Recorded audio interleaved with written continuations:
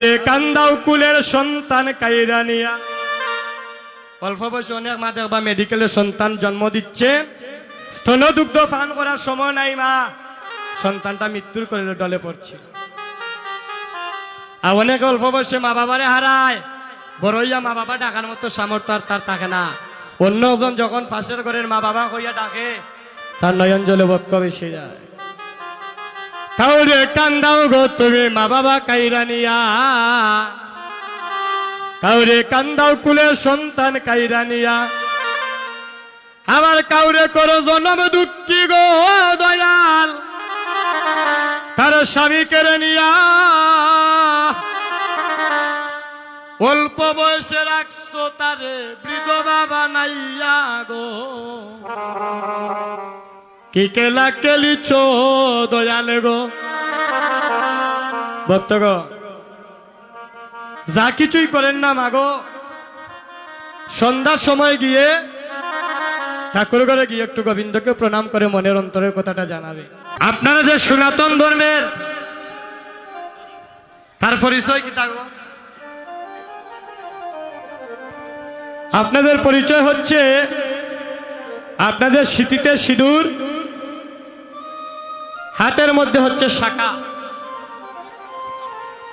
আস্তে আস্তে যারা যারা প্রসাদ পাবেন ধীরে ধীরে যান, কথা বলবেন না। একজন মায়ের হাতের মধ্যে যদি শাখা থাকে, স্মৃতিতে যদি সিঁদুর থাকে,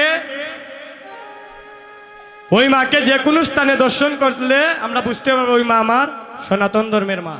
হরি বল। কিন্তু যারা এখনো যাদের বিয়ে হয়নি, আমার যুবতী বোনেরা বা যুবক বন্ধুগণ, আপনারা রাস্তার মধ্যে দেখলে প্রমাণ কিতা আপনারা যে আমার সনাতন ধর্মের। শাস্ত্রে বললেন কণ্ঠের মধ্যে থাকতে হবে তোমার তুলসীর মালা। এই তুলসীর মালা দেখবা আমরা লজ্জা করিয়া অনেকে কণ্ঠের মধ্যে পড়ি না। আমি আপনারা হইরাম না মা,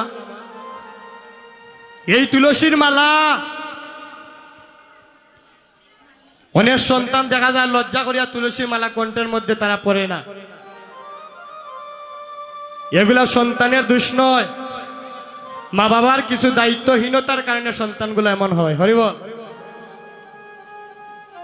শিশুকালে যখন 4-5 বছর বয়স, আদর করিয়া দিলাইলা স্বর্ণের চেইন বানাইয়া, অনেক বড় হইলে যে সময় স্বর্ণের চেইনে জন্ম করবো, 20 টাকার তুলসীর মালা দিবনি, এটা তার ভালো লাগতো না। প্রথম যদি কম দামিটা পড়ো, দামিটা পড়তে ভালো লাগবো, আর দামিটা পড়িয়া যদি কম দামের মধ্যে আসেন দেখবেন ভালো লাগবে না। হরিবল। তুলসীর মালা কণ্ঠের মধ্যে দিলে কি হয়? মৃত্যুর পরে যমরাজের বাবার সাধ্য নাই আপনাকে জমালয়ে নিয়ে যেতে। হরিবল। এই তুলসী